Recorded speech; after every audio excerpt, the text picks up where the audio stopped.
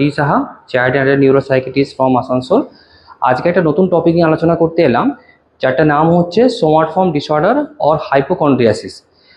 আমাদের অনেক যে ক্লায়েন্টরা, পেশেন্টরা ডিফারেন্ট ডাক্তারকে দেখিয়ে আসে, যার মধ্যে কি ইএনটি ডাক্তারকে দেখিয়ে আসে, কি গলার খুচখুচ ঠিক হচ্ছে না, গলার মধ্যে কিছু আটকে আছে, তো কার্ডিও ডাক্তারকে দেখিয়ে আসে কি শ্বাসকষ্ট ঠিক হচ্ছে না, হাঁপিয়ে যাচ্ছি।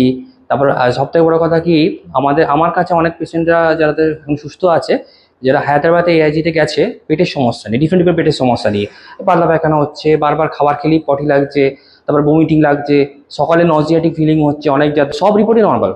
এইসব পেশেন্টের একটা কমন ফিচার্স কি, সব রিপোর্টই নর্মাল, কিন্তু এনাদের সিমটম হচ্ছে।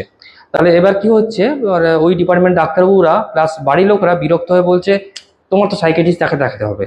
তো এইটা জিনিসটা কি, এটা কি সত্যিই ওরা কি নাটক করছে না কি হচ্ছে? এটাকে আমরা সাইকিয়াট্রি ভাষাতে সোমাটোফর্ম ডিসঅর্ডার বলি। যে এখানে ওর ফিজিক্যাল সিমটমগুলো হচ্ছে, কিন্তু ফিজিক্যাল সিমটমগুলো যেগুলো কারণটা কোনো রকম স্ট্রেস আছে, আনরিজলভ কনফ্লিক্ট আছে, ওই জন্য হচ্ছে।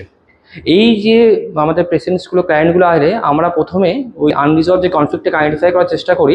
এর সাথে সিমটম কন্ট্রোলের জন্য আমরা কিছু মেডিসিন, আর ওর সাথে সবথেকে ইম্পর্টেন্ট জিনিসটা হচ্ছে কি কাউন্সিলিং, ঠিক আছে, relaxation therapy, cognitive behaviour therapy করে এরা কিন্তু ভালো কোয়ালিটি অফ লাইফ লিড করতে পারে।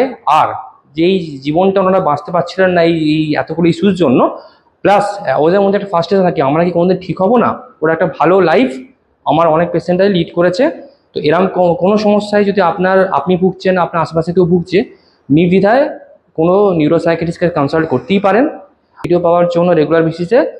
আর আপনি আমার page doctor D Saha neuropsychiatrist Asansol, বা আমার ইউটিউব চ্যানেল, যেখানে আমি ভালো করে প্লেলিস্ট করে হিন্দি বেঙ্গলি সব যে টপিকে আলোচনাগুলো করি, ভালো করে ভিডিও করে দেওয়া আছে, ওটা ফলো করতে পারেন। ধন্যবাদ।